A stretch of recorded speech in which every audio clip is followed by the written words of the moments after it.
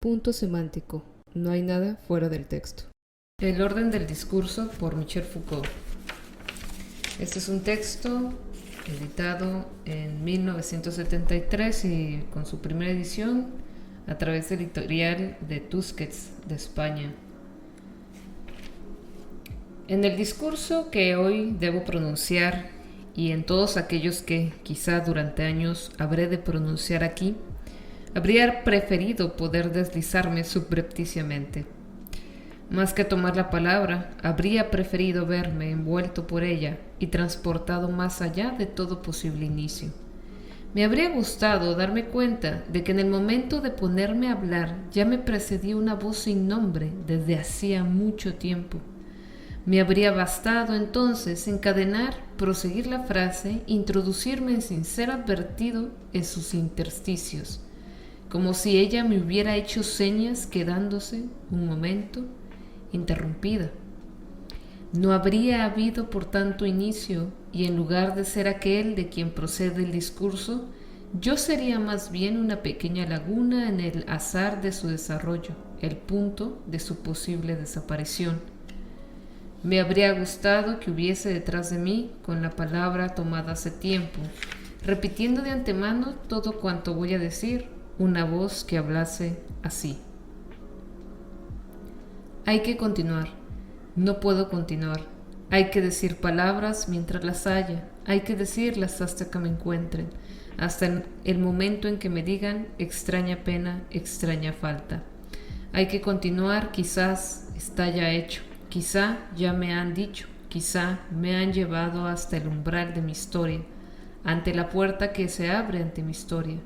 Me extrañaría si se abriera. Pienso que en mucha gente existe un deseo semejante de no tener que empezar, un deseo semejante de encontrarse ya desde el comienzo del juego, al otro lado del discurso, sin haber tenido que considerar desde el exterior cuánto podía tener de singular, de temible, incluso quizá de maléfico.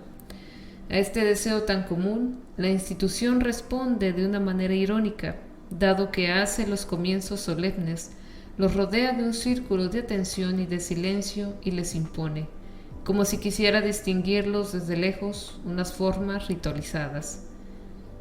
El deseo dice: no querría tener que entrar en este orden azaroso del discurso, no querría tener relación con cuanto hay que en él tajante y decisivo. Querría que me rodeara como una transparencia apacible, profunda, indefinidamente abierta, en la que otros respondieran a mi espera, y de la que brotaran las verdades, una a una. Yo no tendría más que dejarme arrastrar en él y por él, como algo abandonado, flotante y dichoso.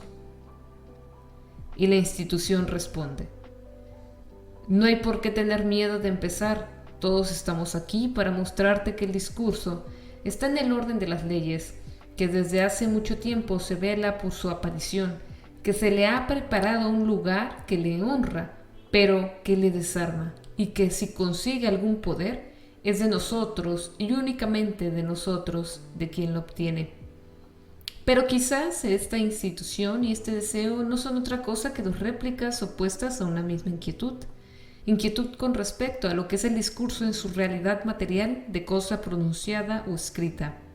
Inquietud con respecto a esta existencia transitoria, destinada sin duda a desaparecer, pero según una duración que nos pertenece. Inquietud al sentir bajo esta actividad, no obstante cotidiana y gris, poderes y peligros difíciles de imaginar. Inquietud al sospechar la existencia de luchas, victorias, heridas, dominaciones, servidumbres, a través de tantas palabras en las que el uso, desde hace tiempo, ha reducido las esperanzas. Pero, ¿qué hay de tan peligroso en el hecho de que la gente hable y de que sus discursos proliferen indefinidamente? ¿En dónde está, por tanto, el peligro? He aquí la hipótesis que querría proponer esta tarde, con el fin de establecer el lugar, o quizás en muy provisional teatro, del trabajo que estoy realizando. Supongo que en toda sociedad la producción del discurso está a la vez controlada, seleccionada y redistribuida por cierto número de procedimientos que tienen por función conjurar sus poderes y peligros, dominar el acontecimiento aleatorio y esquivar su pesada y temible materialidad. En una sociedad como la nuestra, son bien conocidos los procedimientos de exclusión. El más evidente y el más familiar también es lo prohibido. Uno sabe que no tiene derecho a decirlo todo, que no se puede hablar de todo en cualquier circunstancia, que cualquiera, en fin, no puede hablar de cualquier cosa. Tabú del objeto, ritual de la circunstancia, derecho exclusivo o privilegiado del sujeto que habla. He ahí el juego de tres tipos de prohibiciones que se cruzan, se esfuerzan o se recompensan, formando una compleja malla que no cesa de modificarse. Resaltaré únicamente que en nuestros días las regiones en las que la malla está más apretada, allí donde se multiplican las casillas negras, son las regiones de la sexualidad y la política. Como si el discurso, lejos de ser ese elemento transparente o neutro en el que la sexualidad se desarma y la política se pacifica, fuese más bien uno de esos lugares en que se ejercen de manera privilegiada algunos de sus más temibles poderes. Por más que en apariencia el discurso sea poca cosa, las prohibiciones que recaen sobre él revelan muy pronto, rápidamente, su vinculación con el deseo y con el poder. Y esto no tiene nada de extraño, pues el discurso, el psicoanálisis, nos lo ha demostrado.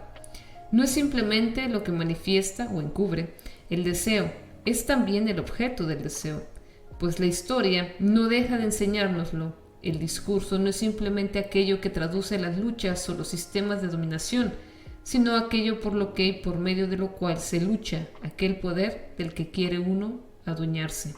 Existe en nuestra sociedad otro principio de exclusión. No se trata ya de una prohibición, sino de una separación y un rechazo. Pienso en la oposición entre razón y locura. Desde la más alejada Edad Media, el loco es aquel cuyo discurso no puede circular como el de los otros. Llega a suceder que su palabra es considerada nula y sin valor, que no contiene ni verdad ni importancia, que no puede testimoniar ante la injusticia, no puede autentificar una partida o un contrato, o ni siquiera, en el sacrificio de la misa, permite la transubstanciación y hacer del pan un cuerpo. En cambio, suele ocurrir también que se le confiere opuestamente a cualquier otra persona extraños poderes como el de enunciar una verdad oculta, el de predecir el porvenir, el de ver en su plena ingenuidad lo que la sabiduría de los otros no puede percibir.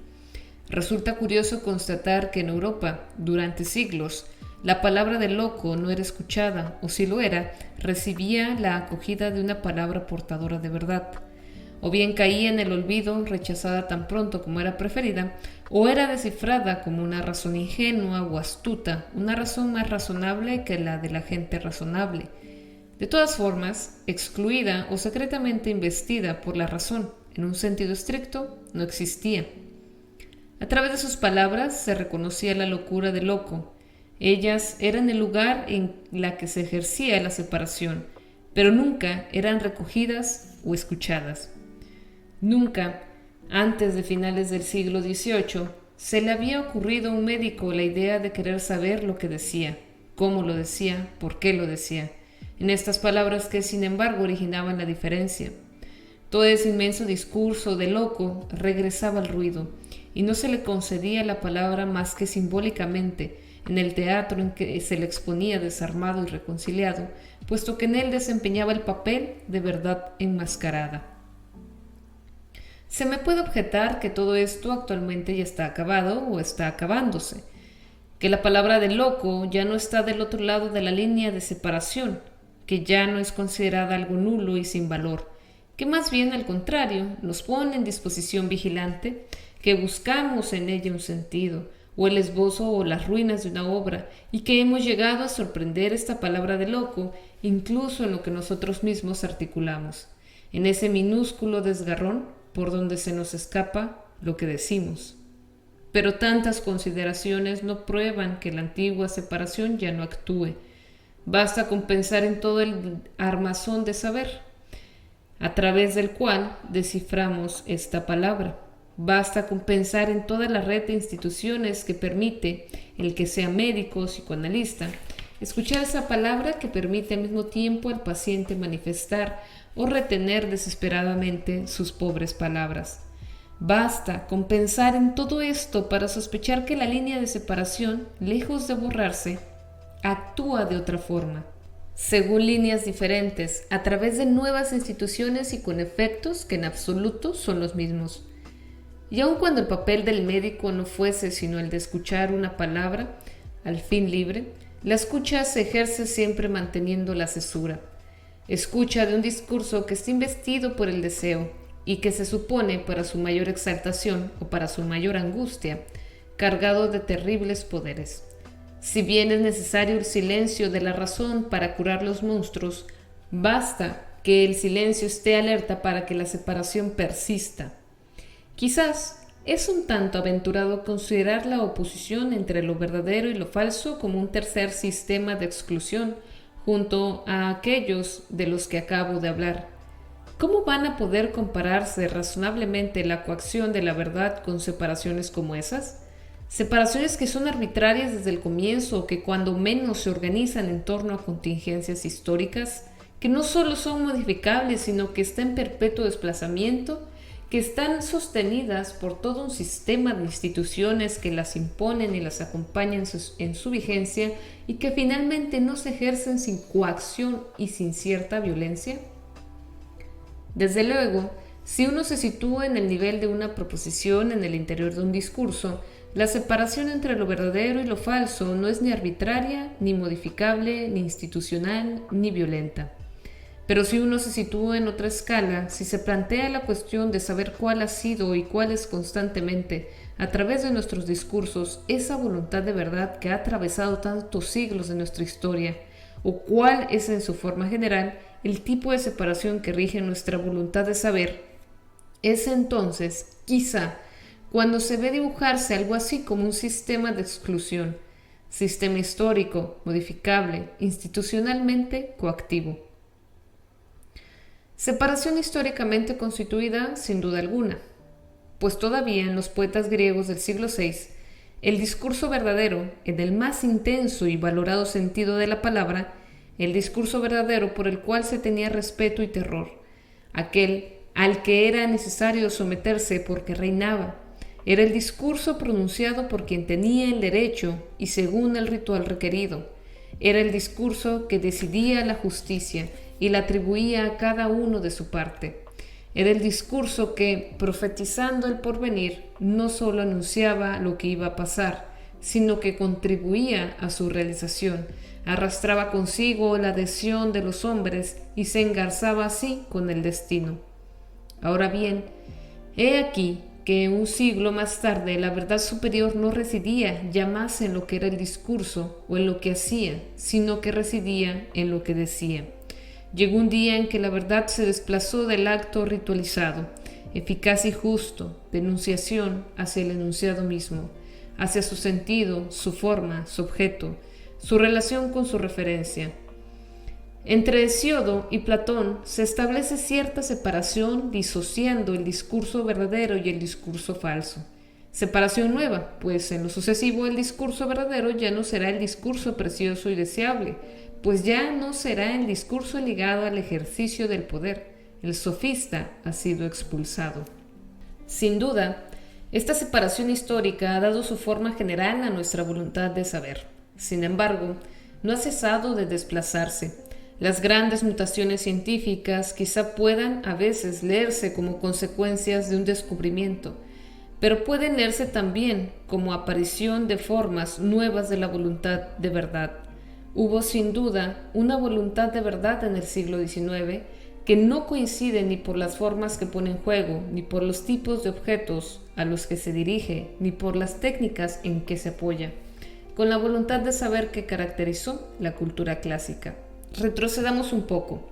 En ciertos momentos de los siglos XVI y XVII, y en Inglaterra sobre todo, apareció una voluntad de saber que, anticipándose a sus contenidos actuales, dibujaba planes de objetos posibles, observables, medibles, clasificables. Una voluntad de saber que imponía al sujeto conocedor y de alguna manera, antes de toda experiencia, una cierta posición, una cierta forma de mirar y una cierta función. Ver más que leer, verificar más que comentar, una voluntad de saber que prescribía, y de un modo más general que cualquier otro instrumento determinado, el nivel técnico del que los conocimientos deberían investirse para ser verificables y útiles. Todo ocurre como si, a partir de la gran separación platónica, la voluntad de saber tuviera su propia historia, que no es la de las verdades coactivas, historia de los planes de objetos por conocer, historia de las funciones y posiciones del sujeto conocedor, historia de las inversiones materiales, técnicas, instrumentales del conocimiento. Pues esta voluntad de verdad, como los otros sistemas de exclusión, se apoya en una base institucional. Está a la vez reforzada y acompañada por una densa serie de prácticas como la pedagogía, el sistema de libros, la edición, las bibliotecas, las sociedades de sabios de antaño, los laboratorios actuales. Pero es acompañada también, más profundamente sin duda, por la forma que tiene el saber de ponerse en práctica en una sociedad en la que es valorado, distribuido, repartido y en cierta forma atribuido. Recordemos, y a título simbólico únicamente, el viejo principio griego, que la aritmética puede muy bien ser objeto de las sociedades democráticas, pues enseña las relaciones de igualdad, pero que en la geometría solo debe de ser enseñada en las oligarquías, ya que demuestra las proporciones en la desigualdad. Finalmente, creo que esta voluntad de verdad apoyada en una base y una distribución institucional tiende a ejercer sobre los otros discursos, hablo siempre de nuestra sociedad, una especie de presión y de poder de coacción. Pienso en cómo la literatura occidental ha debido buscar apoyo desde hace siglos sobre lo natural, lo verosímil, sobre la sinceridad y también sobre la ciencia. En resumen, sobre el discurso verdadero. Pienso igualmente de qué manera las prácticas económicas codificadas como preceptos o recetas, eventualmente como moral, han pretendido desde el siglo XVI fundarse, racionalizarse y justificarse sobre una teoría de las riquezas y de la producción. Pienso además en cómo un conjunto tan prescriptivo como el sistema penal ha buscado sus cimientos o su justificación, primero, naturalmente, en una teoría del derecho, después, a partir del siglo XIX, en un saber sociológico, psicológico, médico, psiquiátrico, como si la palabra misma de la ley no pudiese estar autorizada en nuestra sociedad más que por el discurso de la verdad. De los tres grandes sistemas de exclusión que afectan al discurso, la palabra prohibida, la separación de la locura y la voluntad de verdad es el tercero del que he hablado más extensamente. Y el motivo es que, desde hace siglos, los primeros no han cesado de derivar hacia él. Y porque cada vez más él intenta tomarlos a su cargo para modificarnos y a la vez fundamentarlos. Y porque los dos primeros no dejan de hacerse cada vez más frágiles, más inciertos en la medida en que, al encontrarse ahora atravesados por la voluntad de saber, ésta, por el contrario, no cesa de reforzarse, de hacerse más profunda y más insoslayable. Y sin embargo, es de ella de la que menos se habla, como si para nosotros la voluntad de verdad y sus peripecias estuviesen enmascaradas por la verdad misma en su necesario despliegue. Y la razón puede que sea esta. Si el discurso verdadero ya no es, en efecto, desde los griegos, el que responde al deseo o el que ejerce el poder, en la voluntad de verdad, en la voluntad de decir ese discurso verdadero, ¿qué es por tanto lo que está en juego sino el deseo y el poder? El discurso verdadero, al que la necesidad de su forma exime del deseo y libera del poder, no puede reconocer la voluntad de verdad que lo atraviesa. Y la voluntad de verdad que se nos ha impuesto desde hace mucho tiempo es tal que no puede dejar de enmascarar la verdad que quiere. Así, no aparece ante nuestros ojos más que una verdad que sería riqueza, fecundidad, fuerza suave e insidiosamente universal. E ignoramos, por el contrario, la voluntad de verdad como prodigiosa maquinaria destinada a excluir. Todos aquellos que punto por punto en nuestra historia han intentado soslayar esta voluntad de verdad y enfrentarla contra la verdad justamente, allí donde la verdad se propone justificar lo prohibido, definir la locura, todos esos, de Nietzsche a Artaud, a Bataille, deben ahora servirnos de signos altivos sin duda para el trabajo de cada día. Existen, evidentemente, otros muchos procedimientos de control y de limitación del discurso. Esos a los que he aludido antes se ejercen en cierta manera desde el exterior, funcionan como sistemas de exclusión, conciernen sin duda a la parte del discurso que pone en juego el poder y el deseo. Creo que se puede también aislar otro grupo, procedimientos internos, puesto que son los discursos mismos los que ejercen su propio control, procedimientos que juegan un tanto en calidad de principios de clasificación, de ordenación, de distribución, como si se tratase en este caso de dominar otra dimensión del discurso, aquella de lo que acontece y del azar. En primer lugar, el comentario. Supongo, aunque sin estar muy seguro, que apenas hay sociedades en las que no existan relatos importantes que se cuenten, que se repitan y se cambien, fórmulas, textos, conjuntos ritualizados de discursos que se recitan según circunstancias bien determinadas, cosas que han sido dichas una vez y que se conservan porque se sospecha que esconden algo como un secreto o una riqueza.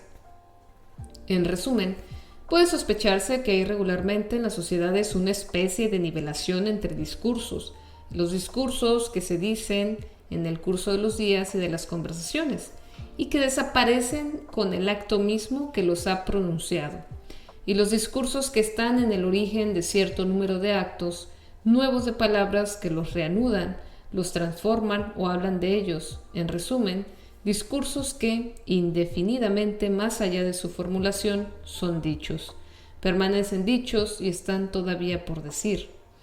Los conocemos en nuestro sistema de cultura, son los textos religiosos o jurídicos, son también esos textos curiosos cuando se considera su estatuto y que se llama literarios, y también en cierta medida los textos científicos.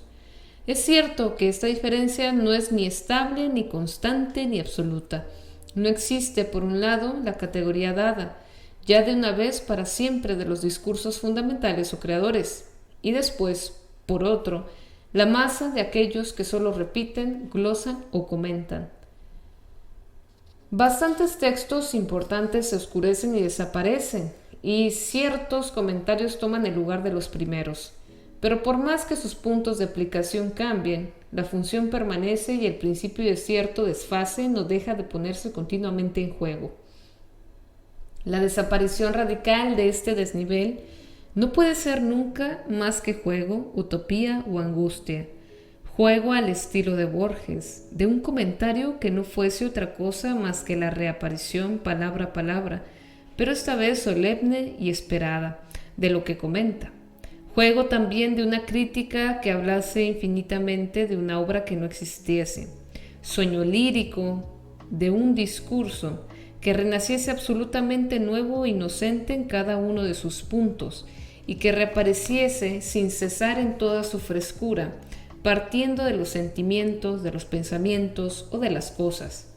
Angustia de ese enfermo de Janet, para quien el menor enunciado era como una palabra del Evangelio, que encerraba inagotables tesoros de sentidos y que merecían ser indefinidamente reconsiderados, reanudados, comentados.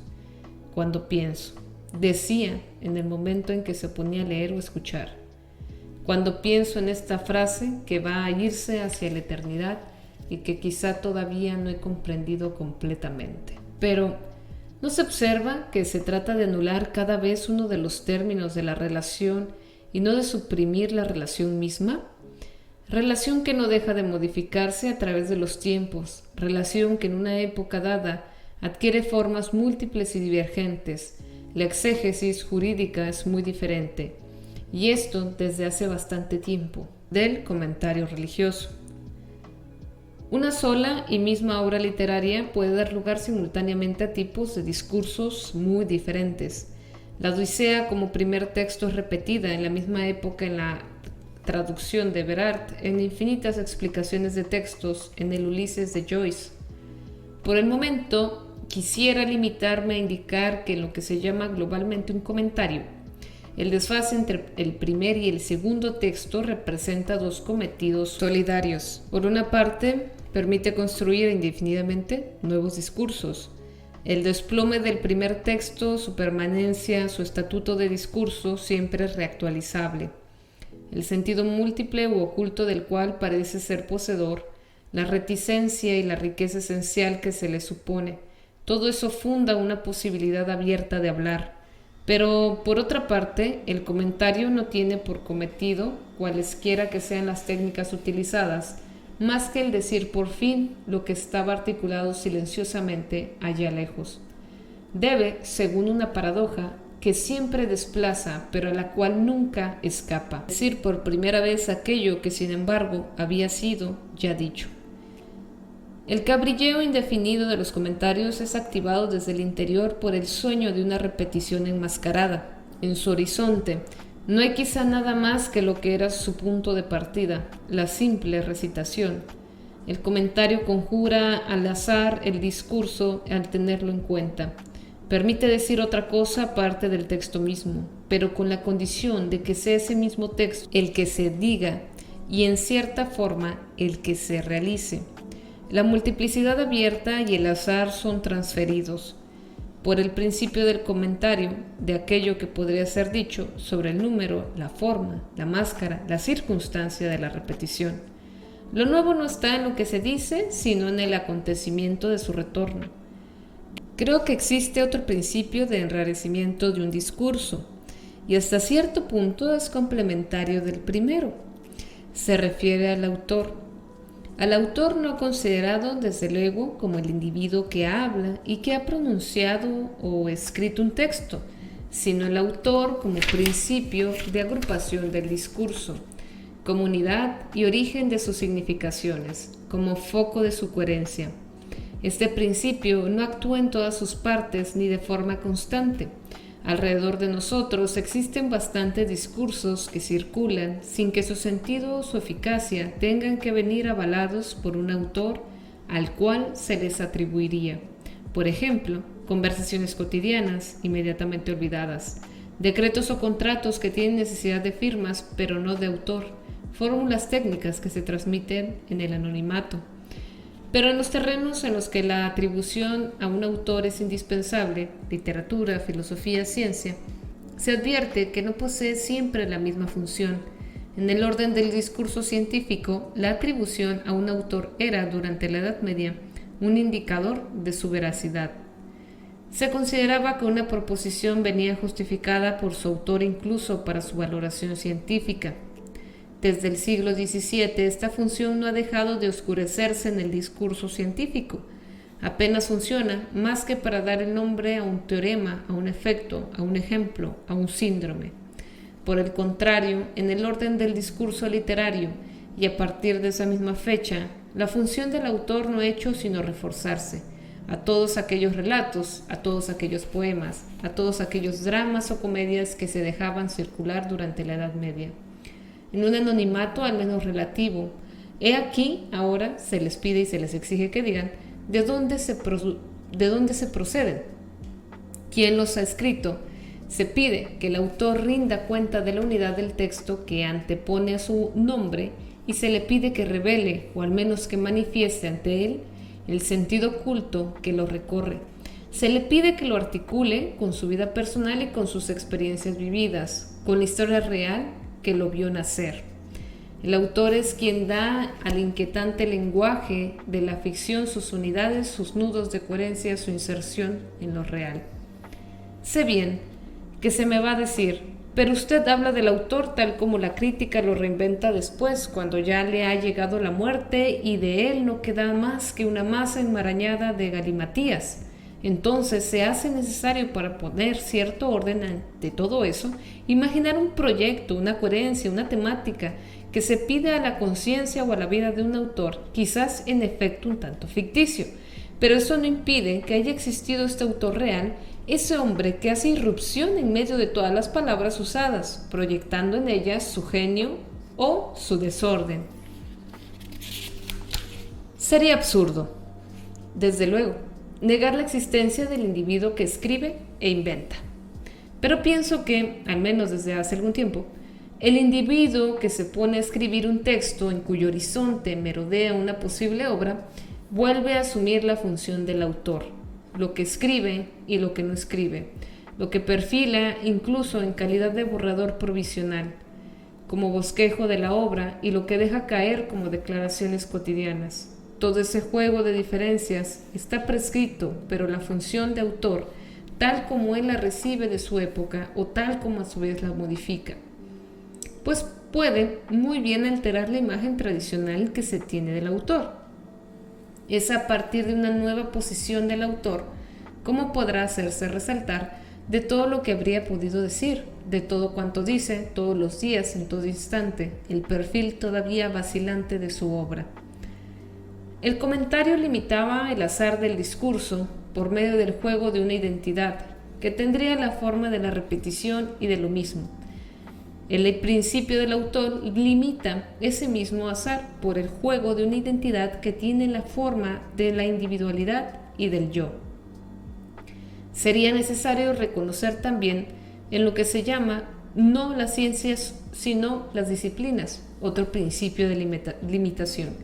Principio también relativo y móvil, principio que permite construir, pero solo según un estrecho margen. La organización de las disciplinas se opone tanto al principio del comentario como al del autor. Al del autor porque una disciplina se define por un ámbito de objetos, un conjunto de métodos, un corpus de proposiciones consideradas verdaderas, un juego de reglas y de definiciones, de técnicas y de instrumentos, una especie de sistema anónimo a disposición de quien quiera o de quien pueda servirse de él, sin que su sentido o su validez estén ligados a aquel que ha dado en ser el inventor. Pero el principio de la disciplina se opone también al del comentario. En una disciplina, a diferencia del comentario, lo que se supone al comienzo no es un sinsentido que debe ser descubierto de nuevo, ni una identidad que debe ser repetida. Es lo que se requiere para la construcción de nuevos enunciados. Para que haya disciplina, es necesario que haya posibilidad de formular indefinidamente nuevas proposiciones. Pero aún hay más, y hay más, sin duda, para que haya menos. Una disciplina no es la suma de todo lo que puede ser dicho de cierto a propósito de alguna cosa, y no es ni siquiera el conjunto de todo lo que puede ser a propósito de un mismo tema, aceptado en virtud de un principio de coherencia o de sistematicidad. La medicina no está constituida por el total de cuanto puede decirse de cierto sobre la enfermedad. La botánica no puede ser definida por la suma de todas las verdades que conciernen a las plantas, y esto por dos razones. Primero, porque la botánica o la medicina, como cualquier disciplina, están construidas tanto sobre errores como sobre verdades, errores que no son residuos o cuerpos extraños, sino que ejercen funciones positivas y tienen una eficacia histórica y un papel frecuentemente inseparable del de las verdades. Pero además, para que una proporción pertenezca a la botánica o a la patología, es necesario que responda a condiciones, en un sentido más estrictas y más complejas que la pura y simple verdad, en todo caso a otras condiciones. Debe dirigirse a un determinado plan de objetos. A partir de finales del siglo XVII, por ejemplo, para que una proposición fuese botánica, era necesario que concerniese a la estructura visible de la planta, el sistema de similitudes próximas y lejanas, o la mecánica de sus fluidos, y no podía seguir conservando, como sucedía todavía en el siglo XVI, sus valores simbólicos o el conjunto de virtudes o propiedades que se les reconocían en la antigüedad. Pero, sin pertenecer a una disciplina, una proposición debe utilizar instrumentos conceptuales o técnicos de un tipo bien definido. A partir del siglo XIX, una proposición dejaba de ser médica, caía fuera de la medicina y cobraba el valor de un fantasma individual o de imaginería popular si empleaba nociones a la vez metafóricas, cualitativas y sustanciales, como las de obstrucción de líquidos recalentados o de sólidos desecados. Podía o debía recurrir, por el contrario, a nociones también metafóricas, pero debían estar construidas según otro modelo funcional o fisiológico, en este caso, como la irritación, la inflamación o la degeneración de los tejidos. Es más, para pertenecer a una disciplina, Una proposición debe poder inscribirse en cierto tipo de horizonte teórico. Baste con recordar que la investigación de la lengua primitiva, que fue un tema perfectamente admitido hasta el siglo XVIII, era suficiente en la segunda mitad del siglo XIX para hacer caer, no importa qué discurso, no digo en el error, pero sí en la quimera, en la ensoñación, en la pura y simple monstruosidad lingüística. En el interior de sus límites, cada disciplina reconoce proposiciones verdaderas y falsas, pero empuja hacia el otro lado de sus márgenes toda una teratología del saber. El exterior de una ciencia está más y menos poblado de lo que se cree. Naturalmente, existe la experiencia inmediata, los temas imaginarios que llevan y acompañan sin cesar las creencias sin memoria. Pero no hay quizás errores en el sentido estricto, pues el error no puede surgir y ser decidido más que en el interior de una práctica definida. Por el contrario, merodean monstruos cuya forma cambia con la historia del saber. En resumen, una proposición debe cumplir complejas y graves exigencias para poder pertenecer al conjunto de una disciplina. Antes de poder ser llamada verdadera o falsa, debe estar, como diría Gilgen, en la verdad. Frecuentemente surge la pregunta de qué habían podido hacer los botánicos o los biólogos del siglo XIX para no ver lo que Mendel decía era verdadero. Pero es que Mendel hablaba de objetos, empleaba métodos, se situaba en un horizonte teórico que eran extraños para la biología de la época. Sin duda, Naudin, antes que él, había expuesto la tesis de que los rasgos hereditarios eran discretos. Sin embargo, por nuevo o extraño que fuese este principio, podía formar parte, cuando menos en calidad de enigma, del discurso biológico. Mendel, por su parte, constituye el rasgo hereditario como objeto biológico absolutamente nuevo, gracias a una filtración que no se había utilizado hasta entonces. Lo separa de la especie, lo separa del sexo que se lo transmite, y el dominio en que lo observa es el de la serie indefinidamente abierta de las generaciones en la que aparece y desaparece según regularidades estadísticas. Nuevo objeto que pide nuevos instrumentos conceptuales y nuevos fundamentos teóricos. Mendel decía la verdad, pero no estaba en la verdad del discurso biológico de su época. No estaba según la regla que se formaban de los objetos y de los conceptos biológicos. Fue necesario todo un cambio de escala, de despliegue de un nuevo plan de objetos de la biología, para que Mendel entrase en la verdad y para que sus proposiciones apareciesen entonces en una buena parte exactas. Mendel era un monstruo que decía la verdad, lo que provocaba que la ciencia no pudiese hablar de él, mientras que Schleiden, por ejemplo, 30 años antes, al negar en pleno siglo XIX la sexualidad vegetal, pero según las reglas del discurso biológico, no formulaba más que un error disciplinado. Siempre puede decirse la verdad en el espacio de una exterioridad salvaje, pero no se está en la verdad más que obedeciendo a las reglas de una policía discursiva, que se debe reactivar en cada uno de sus discursos. La disciplina es un principio de control de la producción del discurso. Ella le fija sus límites por el juego de una identidad que tiene la forma de una reactualización permanente de las reglas.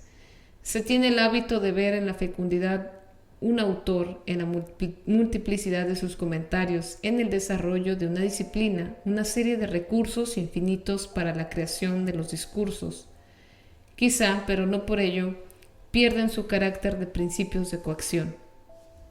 Y es probable que no se pueda dar cuenta de su papel positivo y multiplicador si no se toma en consideración su función restrictiva y coactiva. Pienso que existe un tercer grupo de procedimientos que permite el control de los discursos. No se trata esta vez de dominar los poderes que estos conllevan, ni de conjurar los azares de su aparición.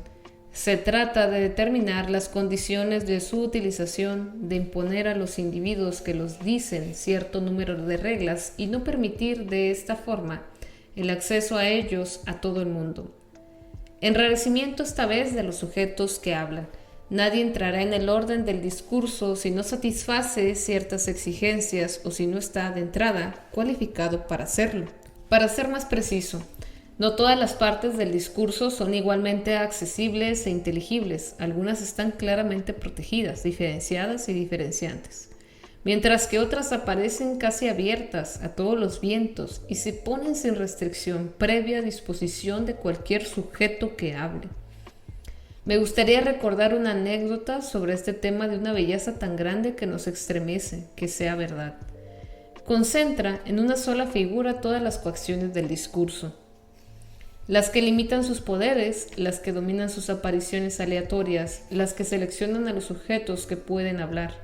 A comienzos del siglo XVII, el Tycoon había oído hablar de que la superioridad de los europeos en cuanto a la navegación, el comercio, la política, el arte militar, se debía a su conocimiento de las matemáticas, de su ampararse de un tan preciado saber como le habían hablado de un marino inglés que poseía el secreto de esos discursos maravillosos.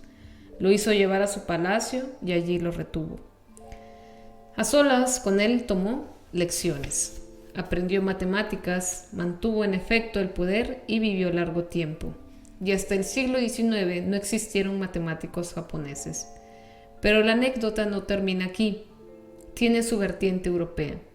La historia quiere que ese marino inglés, Will Adams, fuese un autodidacta, un carpintero que por haber trabajado en un astillero naval había aprendido geometría. ¿Acaso constituye este relato la expresión de uno de los grandes mitos de la cultura europea? Al saber monopolizado y secreto de la tiranía oriental, Europa opondría la comunicación universal del conocimiento, el intercambio indefinido y libre de los discursos. Ahora bien, este tema naturalmente no resiste un examen. El intercambio y la comunicación son figuras positivas que juegan en el interior de sistemas complejos de restricción y sin duda no podrían funcionar independientemente de estos. La forma más superficial y más visible de estos sistemas de restricción la constituye lo que se puede reagrupar bajo el nombre de ritual. El ritual define la cualificación que deben poseer los individuos que hablan y que en el juego de un diálogo, de la interrogación, de la recitación, deben ocupar tal oposición y formular tal tipo de enunciados. Define los gestos, los comportamientos, las circunstancias y todo el conjunto de signos que deben acompañar el discurso. Fija finalmente la eficacia supuesta o impuesta de las palabras, su efecto sobre aquellos a los cuales se dirigen, los límites de su valor coactivo. Los discursos religiosos, judiciales, terapéuticos y en cierta parte también políticos no son apenas disociables de esa puesta en escena de un ritual que determina para los sujetos que hablan tanto las propiedades singulares como los papeles convencionales. Las sociedades de discursos, cuyo cometido es conservar o producir discursos, tienen un funcionamiento en parte diferente, pero para hacerlo circular en un espacio cerrado, distribuyéndolo según reglas estrictas y sin que los detentores sean desposeídos de la función de distribución. Un modelo arcaico nos viene sugerido por esos grupos de rapsodas que poseían el conocimiento de los poemas para recitarlos, o eventualmente para variarlos y transformarlos. Pero este conocimiento, aunque tuviese como fin una recitación que seguía siendo ritual, se protegía, defendía y conservaba en un grupo determinado, debido a los ejercicios de memoria, a menudo complejos, que implicaba. El aprendizaje permitía entrar a la vez en un grupo y en un secreto que la recitación manifestaba pero no divulgaba. Entre el habla y la audición, los papeles no se intercambiaban. Claro que ya apenas quedan sociedades de discursos, semejantes con ese juego ambiguo del secreto y de la divulgación, pero que nadie se engañe, incluso en el orden del discurso verdadero, incluso en el orden del discurso publicado y libre de todo ritual, todavía se ejercen formas de apropiación del secreto y de la no intercambiabilidad. Puede tratarse muy bien de que el acto de escribir tal como está institucionalizado actualmente en el libro, el sistema de la edición y el personaje del escritor, se desenvuelve en una sociedad del discurso, quizá difusa, pero seguramente coactiva. La diferencia del escritor opuesta sin cesar por él mismo a la actividad de cualquier otro sujeto que hable o escriba, el carácter intransitivo que concede a su discurso, la singularidad fundamental que concede desde ya hace mucho tiempo a la escritura, la disimetría afirmada entre la creación y cualquier otra utilización del sistema lingüístico. Todo esto manifiesta en la formulación y tiende además a continuarse en el conjunto de prácticas la existencia de cierta sociedad de discurso. Pero existen aún bastante otras que funcionan según otro modelo, según otro régimen de exclusivas y de divulgación. Piénsese en el secreto técnico o científico, piénsese en las formas de difusión o de circulación del discurso médico, piénsese en aquellos que se han apropiado del discurso económico o político. A primera vista, las doctrinas religiosas, políticas, filosóficas constituyen lo contrario de una sociedad del discurso. En esta última, el número de individuos que hablaban, si no estaba fijado, tendía al menos a ser limitado, y era entre ellos entre quienes el discurso podía circular y transmitirse. La doctrina, por el contrario, tiende a la difusión, y a través de la puesta en común de un solo mismo conjunto de discursos, los individuos, tan numerosos como se quiera suponer, definen su dependencia recíproca. En apariencia, la única condición requerida es el reconocimiento de las mismas verdades y la aceptación de una cierta regla, más o menos flexible, de conformidad con los discursos válidos. Si no fueran más que esto, las doctrinas no estarían tan alejadas a las disciplinas científicas y el control discursivo versaría solamente sobre la forma o el contenido del enunciado, no sobre el sujeto que habla. Ahora bien, la pertenencia doctrinal pone en cuestión a la vez el enunciado y al sujeto que habla y al uno a través del otro. Cuestiona el sujeto que habla a través y a partir del enunciado, como lo prueban los procedimientos de exclusión y los mecanismos de rechazo que entran en juego cuando el sujeto que habla ha formulado uno o varios enunciados inasimilables. La herejía y la ortodoxia no responden a una exageración fanática de los mecanismos doctrinales, les incumben fundamentalmente. Pero a la inversa, la doctrina cuestiona los enunciados a partir de los sujetos que hablan, en la medida en que la doctrina vale siempre como el signo, la manifestación y el instrumento de una adhesión propia, pertenencia de clase, de estatuto social o de raza, de nacionalidad o de interés, de lucha, de revuelta, de resistencia o de aceptación. La doctrina vincula a los individuos a ciertos tipos de enunciación y como consecuencia les prohíbe cualquier otro, pero se sirve en reciprocidad de ciertos tipos de enunciación para vincular a los individuos entre ellos y diferenciarlos por ello mismo de los otros restantes. La doctrina efectúa una doble sumisión, la de los sujetos que hablan a los discursos y la de los discursos al grupo, cuando menos virtual, de los individuos que hablan.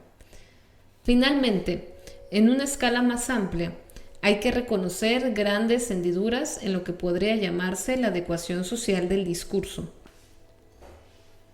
La educación, por más que sea legalmente el instrumento gracias al cual todo individuo en una sociedad como la nuestra puede acceder a cualquier tipo de discurso, se sabe que sigue en su distribución, en lo que permite y en lo que impide. Las líneas que le vienen marcadas por las distancias, las oposiciones y las luchas sociales. Todo sistema de educación es una forma política de mantener o de modificar la adecuación de los discursos, con los saberes y los poderes que implican. Me doy cuenta de que es muy abstracto separar, como acabo de hacer, los rituales del habla, las sociedades de los discursos, los grupos doctrinales y las adecuaciones sociales. La mayoría de las veces unos se vinculan a otros y constituyen especies de grandes edificios que aseguran la distribución de los sujetos que hablan en los diferentes tipos de discursos y la adecuación de los discursos a ciertas categorías de sujetos. Digamos en una palabra que esos son los grandes procedimientos de sumisión del discurso. ¿Qué es, después de todo, un sistema de enseñanza sin una ritualización del habla, sin una cualificación y una fijación de las funciones para los sujetos que hablan, sino la constitución de un grupo doctrinal cuando menos difuso, sino una distribución y una adecuación del discurso con sus poderes y saberes? ¿Qué es la escritura, la de los escritores, sino un sistema similar de sumisión que toma quizás formas un poco diferentes, pero cuyas grandes escansiones son análogas? ¿Acaso el sistema judicial y el sistema institucional de la medicina no constituyen también, al menos en algunos de sus aspectos, similares sistemas de sumisión del discurso?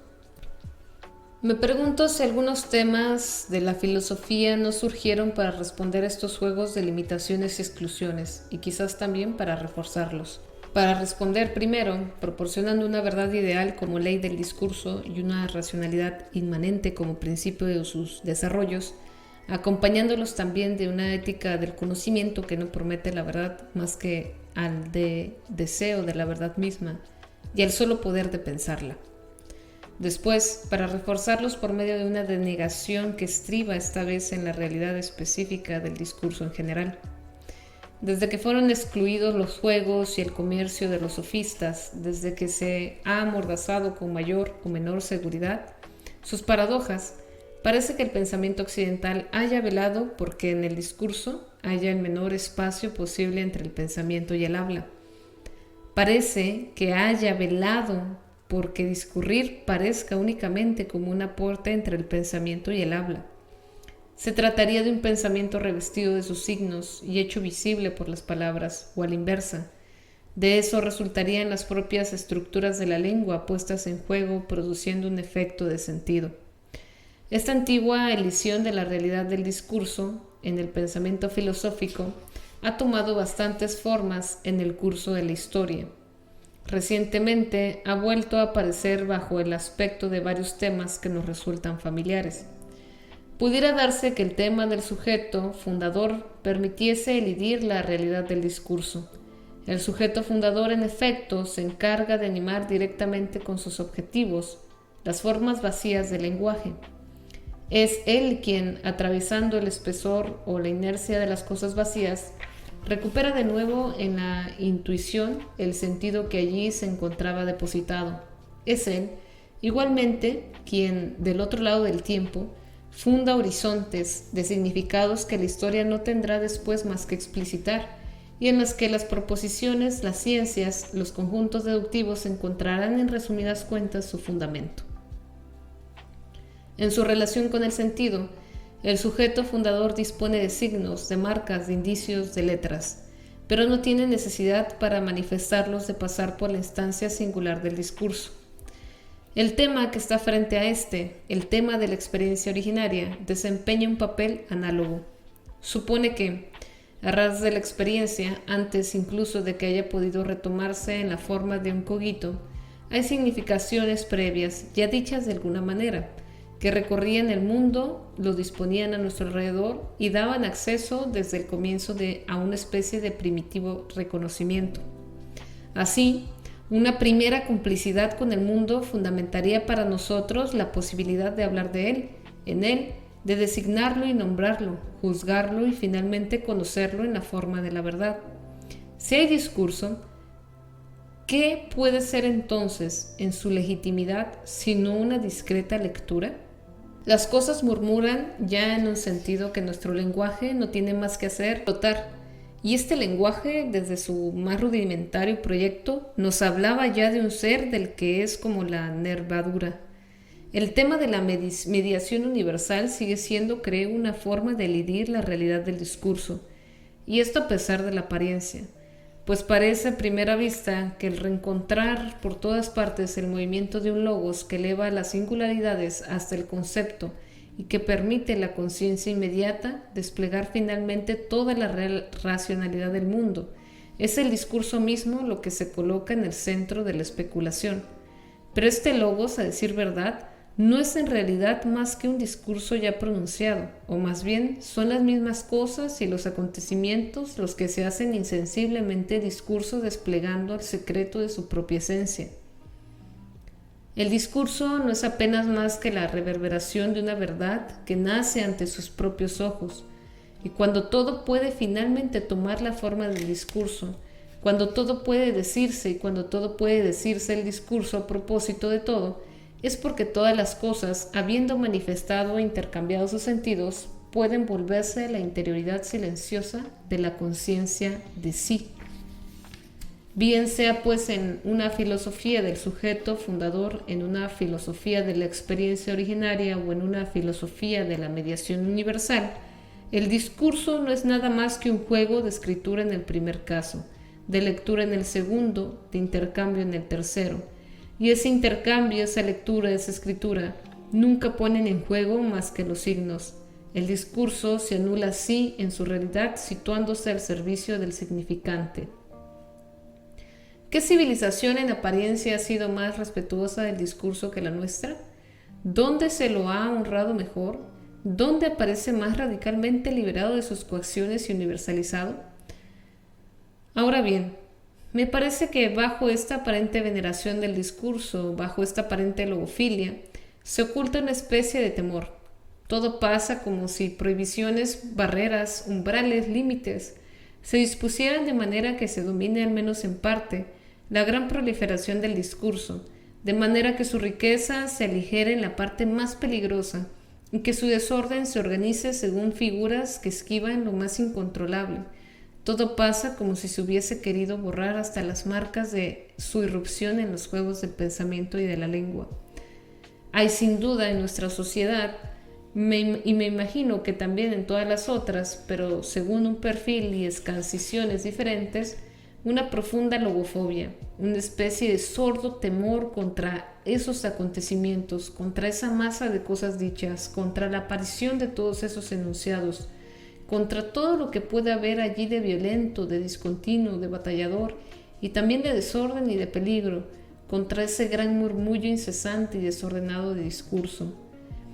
Y si se quiere, no digo borrar este temor, sino analizarlo en sus condiciones, su juego y sus efectos, pienso que no es necesario limitarse a 3 decisiones a las cuales nuestros pensamientos actualmente se resiste un poco y que corresponden a los 3 grupos de funciones que acabo de evocar: replantearnos nuestra voluntad de verdad, restituir el discurso su carácter de acontecimiento, borrar finalmente la soberanía del significante. Estas son las mejores tareas, o mejor dicho, tales son algunos de los temas que rigen el trabajo que quisiera hacer aquí durante los próximos años. Se pueden señalar enseguida ciertas exigencias de método que traen consigo. En primer lugar, un principio de trastocamiento. Allí, donde según la tradición se cree reconocer la fuente de los discursos, el principio de su abundancia y de su continuidad, en esas figuras que parecen representar una función positiva, como la del autor, la disciplina, la voluntad de verdad, se hace necesario antes que nada reconocer el juego negativo de un corte y de una rarefacción del discurso. Pero una vez señalados estos principios de rarefacción, una vez que se ha cesado de considerarlos una instancia fundamental y creadora, ¿qué es lo que se descubre debajo de ellos? ¿Es necesario admitir la plenitud virtual de un mundo de discursos ininterrumpidos? Es aquí donde se hace necesario recurrir a otros principios de método. Un principio de discontinuidad. Que existan sistemas de rarefacción no quiere decir que por debajo de ellos, más allá de ellos, hubiera de reinar un gran discurso ilimitado, continuo y silencioso, que se hallara debido a ellos reprimido o rechazado, y que tuviésemos el trabajo de levantar restituyéndole finalmente el habla. No hace falta imaginar algo no dicho o impensado, que recorriera el mundo y se enlazara con todas sus formas y acontecimientos y que finalmente hubiera que articular o pensar. Los discursos deben ser tratados como prácticas discontinuas que se cruzan, a veces se yuxtaponen, pero que también se ignoran o se excluyen. Un principio de especificidad. No resolver el discurso en un juego de significaciones previas, no imaginarse que el mundo vuelve hacia nosotros una cara legible que no tendríamos más que descifrar.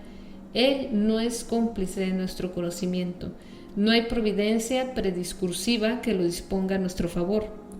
Es necesario concebir el discurso como una violencia que se ejerce sobre las cosas, en todo caso como una práctica que les imponemos. Es en esta práctica donde los acontecimientos del discurso encuentran el principio de su regularidad. Cuarta regla, la de la exterioridad. No ir del discurso hacia su núcleo interior y oculto hacia el corazón de un pensamiento o de una significación que se manifestarían en él, sino a partir del discurso mismo, de su aparición y de su regularidad, ir hacia sus condiciones externas de posibilidad, hacia lo que da motivo a la serie aleatoria de esos acontecimientos y que fija los límites. 4 nociones deben servir, pues, de principio regulador en el análisis: la del acontecimiento, la de la serie, la de la regularidad y la de la condición de posibilidad. Se oponen, como puede verse, término a término: el acontecimiento a la creación, la serie a la unidad, la regularidad a la originalidad y la condición de posibilidad a la significación.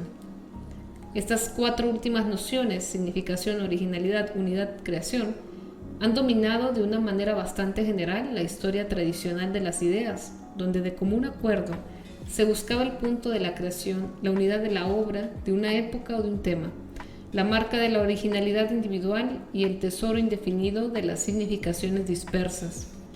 Añadiré únicamente 2 advertencias. Una de ellas concierne a la historia. Se considera contribución a la historia contemporánea haber retirado los privilegios concedidos de antaño al acontecimiento singular y haber hecho aparecer estructuras que se extienden sobre un amplio margen de tiempo. Así es.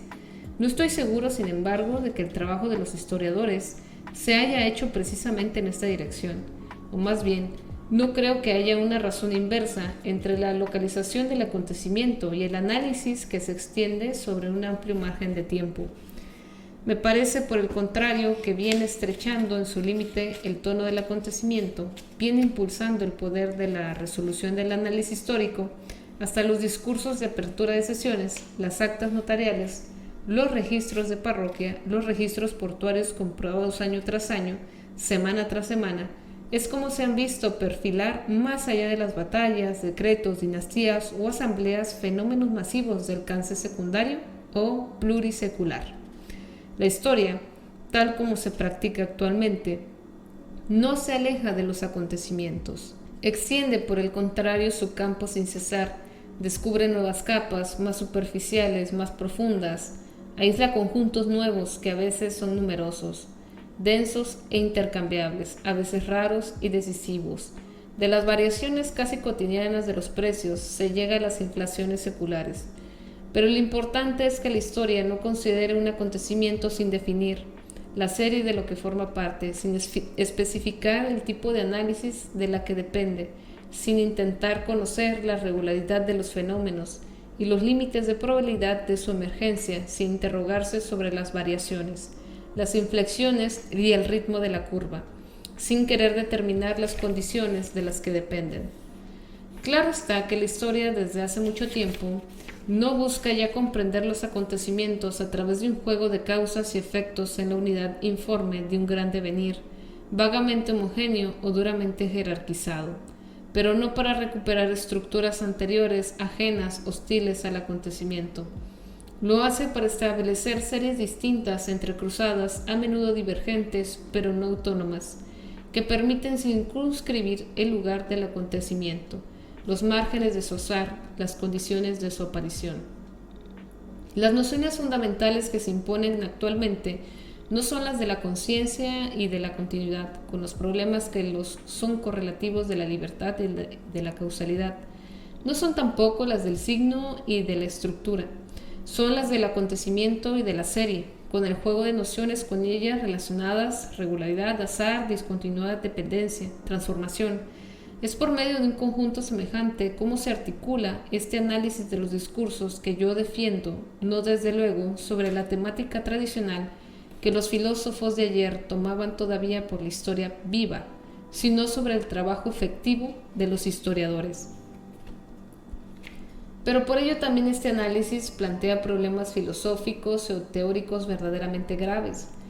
Si los discursos deben tratarse desde el principio como conjuntos de acontecimientos discursivos, ¿qué estatuto hay que conceder a esta noción de acontecimiento que tan raramente fue tomada en consideración por los filósofos? Claro está que el acontecimiento no es ni sustancia, ni accidente, ni calidad, ni proceso. El acontecimiento no pertenece al orden de los cuerpos, y sin embargo no es inmaterial. Es en el nivel de la materialidad como cobra siempre efecto, que ese efecto tiene su sitio y consiste en relación, la coexistencia, la dispersión, la intersección, la acumulación, la selección de elementos materiales. No es el acto ni la propiedad de un cuerpo. Se produce como efecto de y en una dispersión material. Digamos que la filosofía del acontecimiento debería avanzar en la dirección paradójica a primera vista de un materialismo de lo incorporal. Por otra parte, si los acontecimientos discursivos deben tratarse según series homogéneas, pero discontinuas unas con relación a otras, ¿qué categoría hay que dar a ese discontinuo? No se trata en absoluto ni de la sucesión de los instantes del tiempo, ni de la pluralidad de los diversos sujetos que piensan. Se trata de cesuras que rompen el instante y dispersan al sujeto en una pluralidad de posibles posiciones y funciones. Una discontinuidad tal que golpetea e invalida las menores unidades tradicionalmente reconocidas, o las menos fácilmente puestas en duda el instante y el sujeto, y por debajo de ellos, independientemente de ellos, es preciso concebir entre esas series discontinuas de las relaciones que no son del orden de la sucesión o de la simultaneidad en una o varias conciencia. Es necesario elaborar fuera de las filosofías del sujeto y del tiempo una teoría de las sistematicidades discontinuas. Finalmente, si es verdad que esas series discursivas y discontinuas tienen cada una entre ciertos miles su regularidad, sin duda ya no es posible establecer entre los elementos que las constituyen vínculos de causalidad mecánica o de necesidad ideal. Hay que aceptar la introducción del azar como categoría en la producción de los acontecimientos. Ahí se echa a ver también la ausencia de una teoría que permita pensar las relaciones del azar y del pensamiento. De modo que en el diminuto desfase que se pretende utilizar en la historia de las ideas y que consiste en tratar no en las representaciones que puede haber detrás de los discursos, sino los discursos como una serie de regulares y distintos acontecimientos, temo reconocer algo así como una pequeña y quizás odiosa maquinaria que permite introducir en la misma raíz del pensamiento el azar, el discontinuo y la materialidad, triple peligro que cierta forma de historia pretende conjurar refiriendo al desarrollo continuo de una necesidad ideal. Tres nociones que deberían permitir vincular a la práctica de los historiadores la historia de los sistemas de pensamiento. Tres direcciones que deberán seguir el trabajo de elaboración teórica.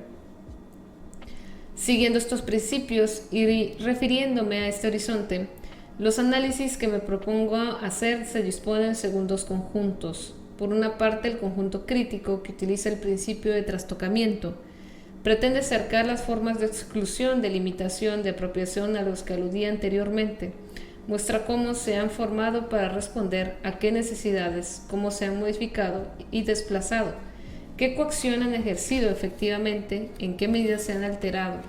Por otra parte, el conjunto genealógico, que utiliza los otros tres principios, cómo se han formado por medio de, a pesar de o con el apoyo de esos sistemas de coacción de la serie de los discursos, cuál ha sido la norma específica de cada una y cuáles sus condiciones de aparición, de crecimiento, de variación. Para empezar, el conjunto crítico. Un primer grupo de análisis versaría sobre lo que ha designado como funciones de exclusión. En otra ocasión estudié una y por un periodo determinado. Se trataba de la separación entre la locura y razón en la época clásica. Más adelante se podría intentar analizar un sistema de prohibiciones del lenguaje, el que concierne la sexualidad desde el siglo XVI hasta el XIX. Sin duda, se trataría de ver no cómo se ha desdibujado progresiva y afortunadamente, sino cómo se ha desplazado y rearticulado desde una práctica de la confesión en que las conductas prohibidas se nombraban, clasificaban, jerarquizaban y de la manera más explícita hasta la aparición, al principio bastante tímida y retardada, de la temática sexual en la medicina y en la psiquiatría del siglo XIX.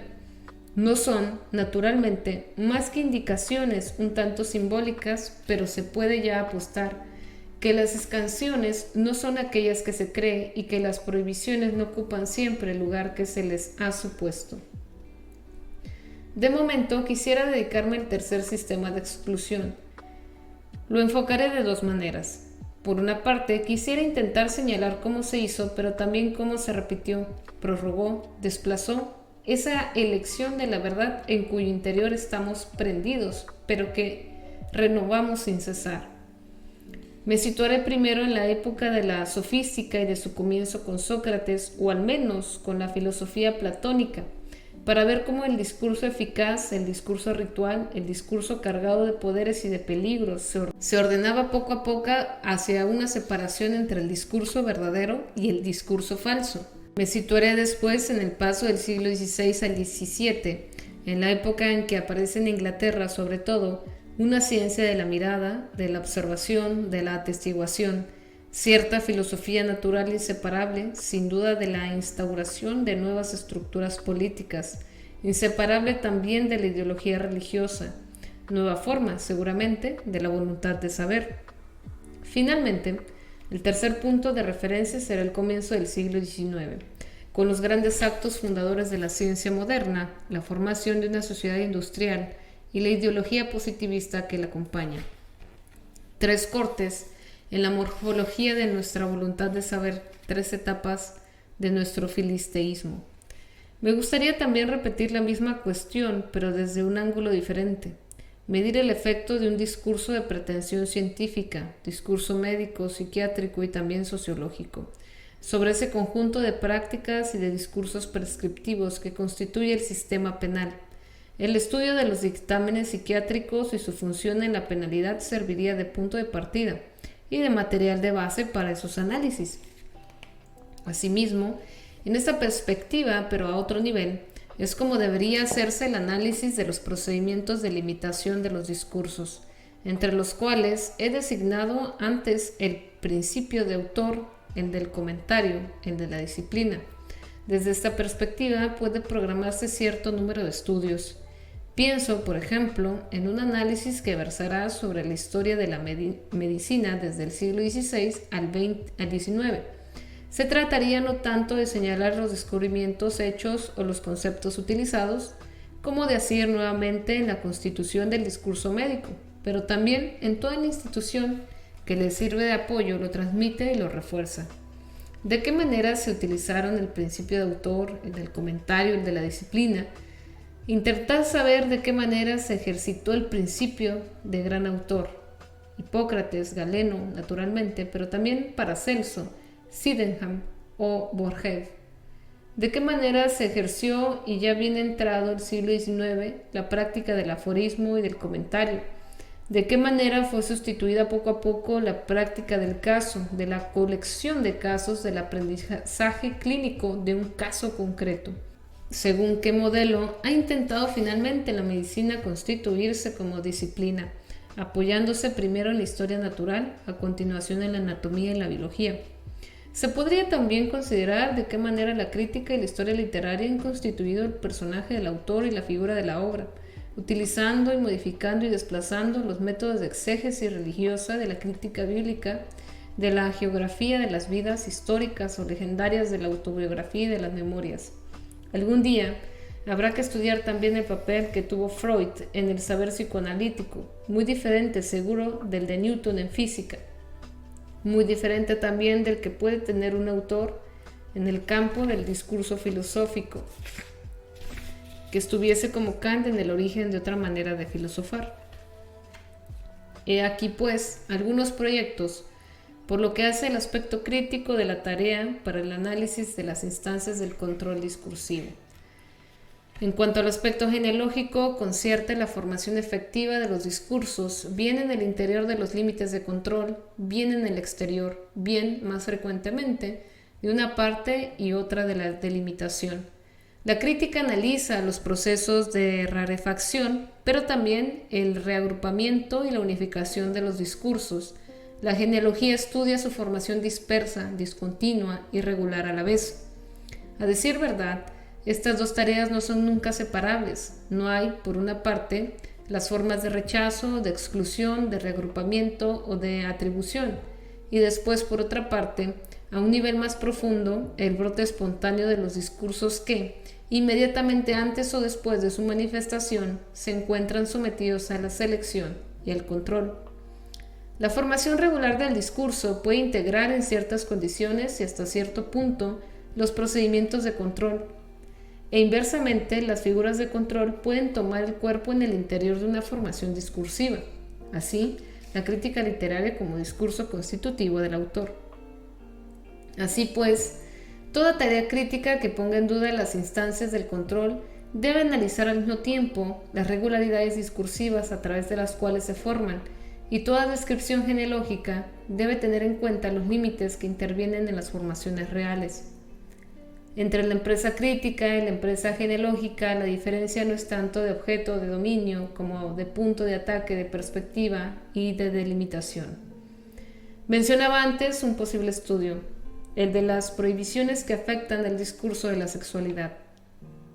Sería difícil y abstracto, en todo caso, realizar este estudio sin analizar al mismo tiempo los conjuntos de discursos literarios, religiosos o éticos, biológicos o médicos e igualmente jurídicos, en los que se trata de sexualidad y en los que éste se nombra, describe, se metaforiza, explica, juzga. Estamos muy lejos de haber constituido un discurso unitario y regular de la sexualidad. Quizás no se consiga nunca, quizás no es en esa dirección en la que vamos. Apenas importa. Las prohibiciones no tienen la misma forma, ni intervienen de la misma manera en el discurso literario, que en el de la medicina, en el de la psiquiatría, que en el de la dirección de la conciencia. Inversamente, esas diferentes regularidades discursivas no refuerzan, no rodean o no desplazan las prohibiciones de la misma manera. El estudio no podrá, pues, hacerse más que según pluralidades de series en las que intervienen prohibiciones, que para una parte al menos son diferentes en cada una. Se podría también considerar las series de discursos que, en los siglos XVI y XVII, conciernen a la riqueza y a la pobreza, a la moneda, a la producción y al comercio. Entrarían en relación conjuntos de enunciados muy heterogéneos, formulados por los ricos y los pobres, los sabios y los ignorantes, los protestantes o los católicos, los oficiales reales, los comerciantes o los moralistas. Cada uno tiene su forma de regularidad, así como sus sistemas de coacción. Ninguno de ellos prefigura exactamente esa otra forma de regularidad discursiva, que tomará el aspecto de una disciplina y que se llamará análisis de la riqueza, y después economía política. Sin embargo, es a partir de ellos cuando se forma una nueva regularidad, recuperando o excluyendo, justificando, separando tales o cuales de sus enunciados. Se puede también pensar en un estudio que verse sobre los discursos que conciernen a la herencia, tales como pueden encontrarse repartidos o dispersos hasta el comienzo del siglo XX, a través de las disciplinas, las observaciones, las técnicas y de diversas fórmulas.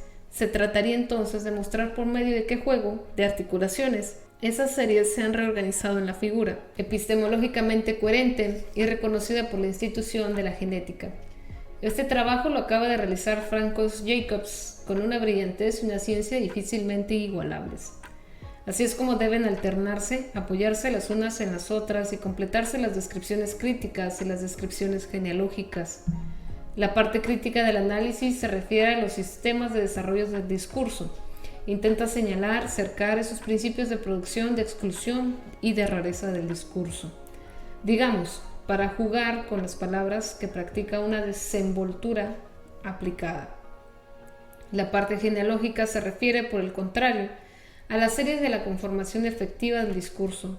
Intenta captarlo en su poder de afirmación, y entiendo por esto no un poder que se opondría al de negar, sino al poder de constituir dominios de objetos, a propósito de los cuales se podría afirmar o negar proposiciones verdaderas o falsas. Llamemos positividades a esos dominios de objetos y digamos, para jugar una segunda vez con las palabras, que si el estilo crítico es el de la desenvoltura estudiosa, el humor genealógico será el de un positivismo alegre. En todo caso, una cosa al menos debe señalarse: el análisis del discurso, así entendido, no revela la universalidad de un sentido. sino que saca a relucir el juego de la rareza impuesta con un poder fundamental de afirmación, rareza y afirmación, rareza finalmente de la afirmación, y no generosidad continua del sentido, ni monarquía del significante.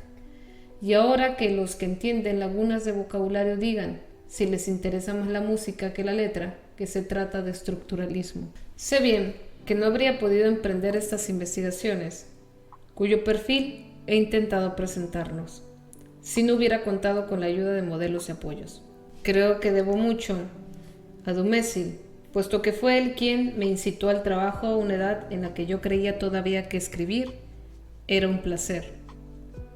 Debo también mucho a su obra, que me perdone si me he alejado de su sentido o desviado del rigor de esos textos suyos y que actualmente nos dominan.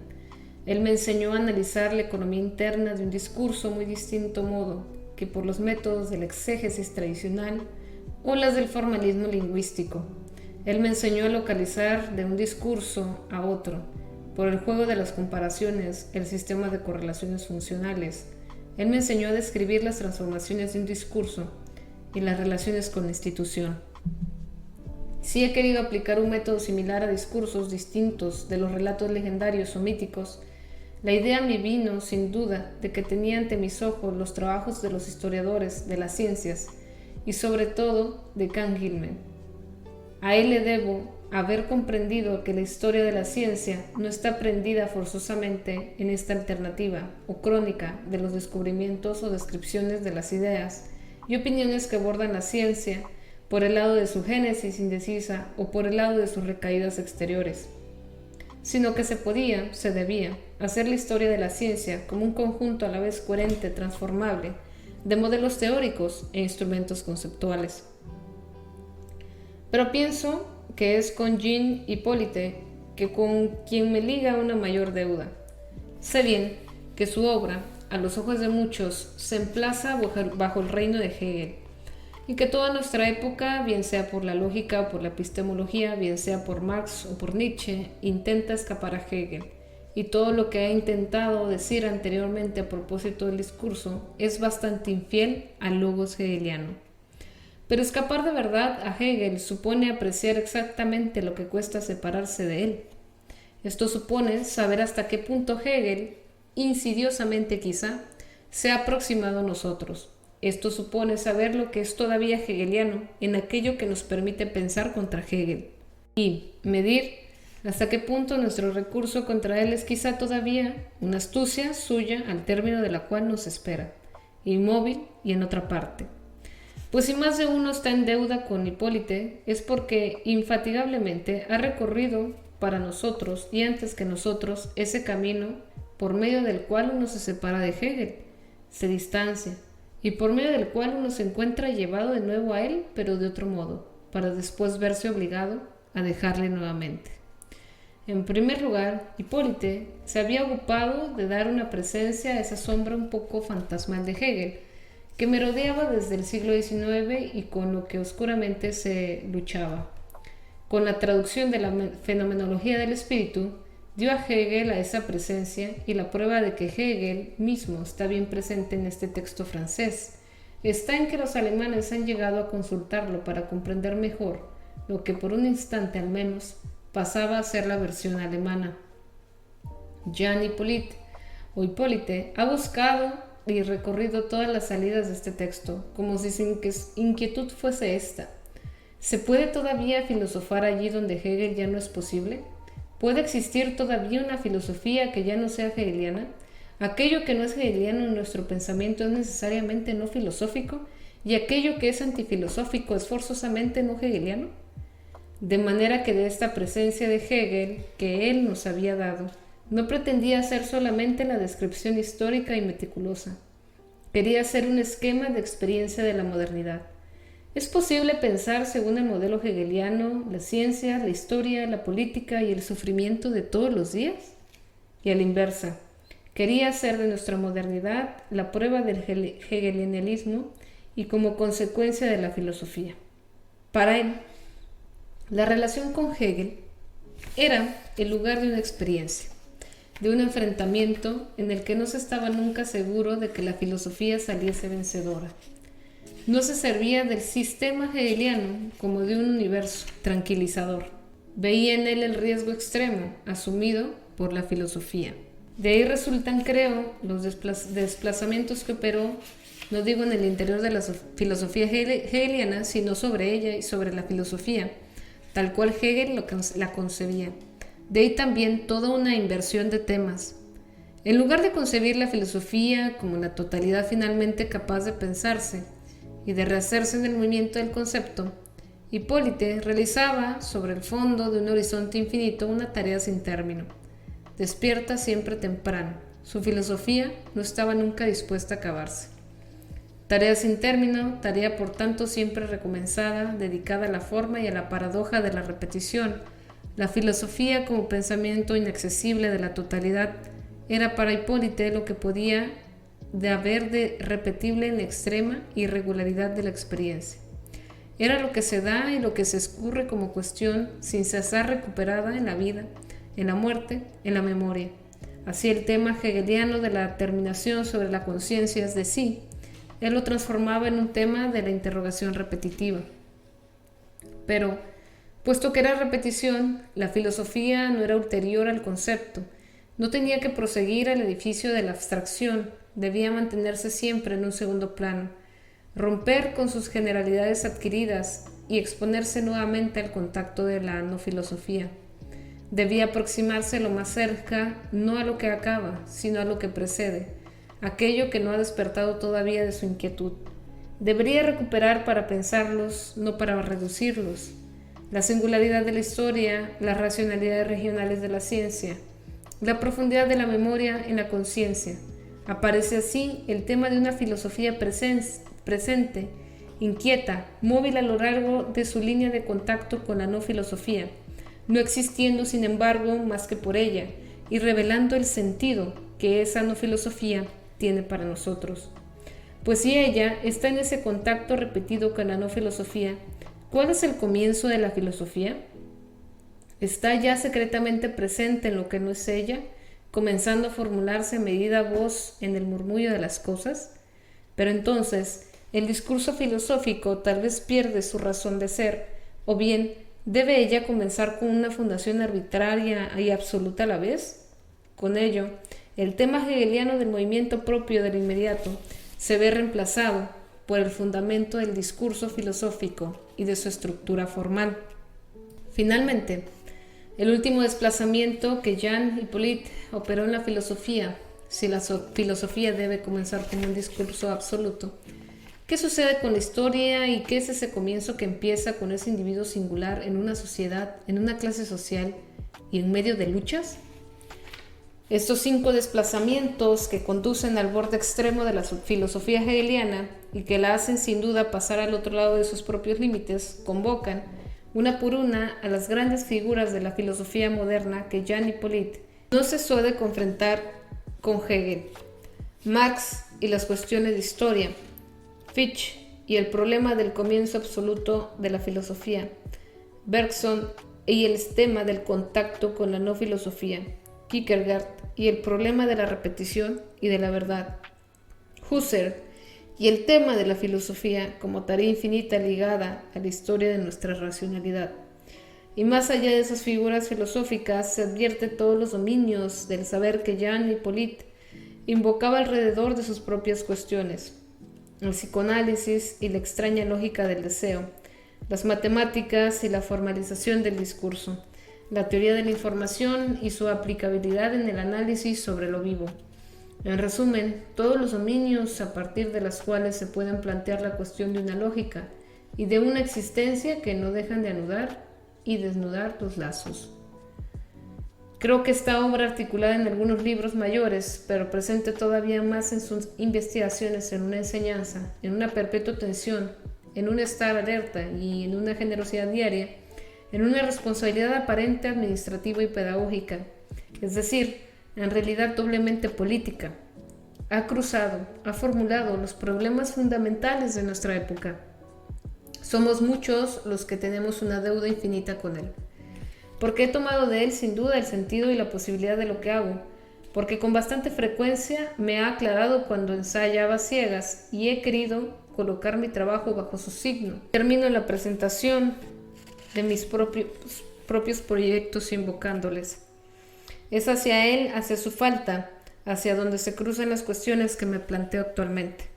Puesto que le debo tanto, comprendo perfectamente que la elección que ha hecho invitándome a enseñar aquí es, en buena parte, un homenaje que ustedes le han rendido. Les agradezco profundamente el honor que me hacen, pero no les quedo menos agradecido por lo que le atañe a esta lección. Si bien no me siento a la altura en la tarea de sucederle, sé por el contrario que si todavía contáramos con la dicha de su presencia, yo habría sido esta tarde alentado por su indulgencia. Ahora comprendo mejor por qué experimentaba tanta dificultad al comenzar antes. Sé bien cuál era la voz que habría querido que me precediera, que me llevara, que me invitara a hablar y que se introdujera en mi propio discurso. Sé lo que había de temible al tomar la palabra, puesto que la tomaba en este lugar, en la que he escuchado y donde él ya no está para escucharme.